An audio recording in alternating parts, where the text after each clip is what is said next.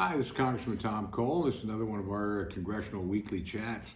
Really, I think the big important news was not actually in the congressional process per se this week, but the announcement on Tuesday that the United States was once again having a struggle with inflation. Year over year, the inflation number increased to 8.3%.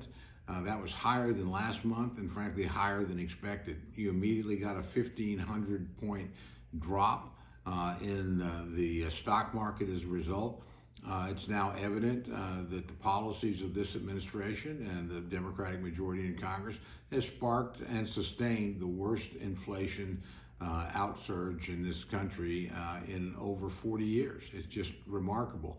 And the amazing thing was the Biden administration was so tone deaf, they were actually having an event to celebrate the passage of their Reduce Inflation Act, the most laughably misnamed act ever passed through Congress, because according to the Congressional Budget Office, the act does nothing to decrease inflation and actually will contribute to it in some ways, as will the administration's badly bungled announcement that it's going to forgive hundreds of billions of dollars worth of student debt.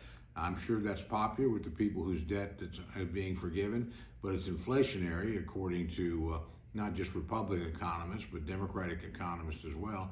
And frankly, it's just not fair. I mean, people that never went to college, people that went to college and paid off their debts, they shouldn't be having to pay for people that have willingly taken out debt and assumed it. It's just, I think it's fundamentally wrong, and it does nothing to get at the real root of the problem, and that's the extraordinarily high and rapidly growing cost of going to college. We should focus on that.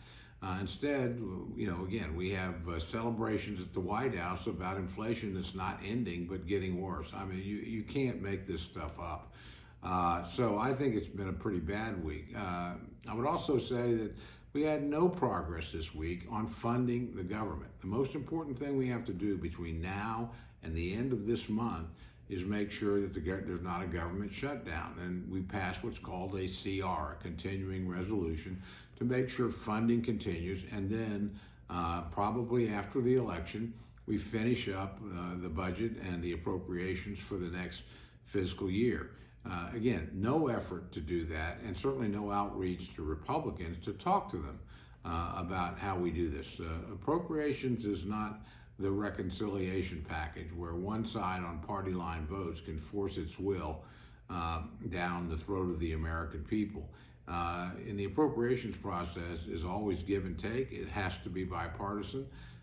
You have Democrats honestly will need Republican votes in the House, and they absolutely essentially have to have them in the Senate. So the two parties have to sit down and bargain.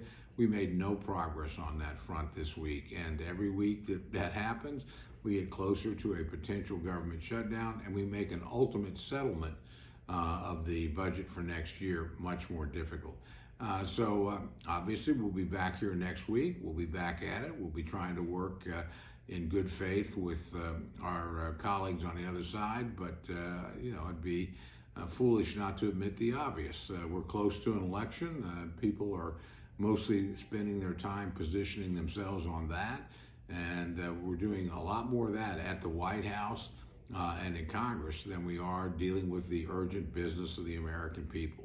So it's my hope we can get those things done next week. We can find some common ground on areas where we can agree. We can make sure that government services continue, and we can work long-term toward what our appropriations should be for next year. And so with that, again, I wish everybody well, and I'll be back to chat with you next week.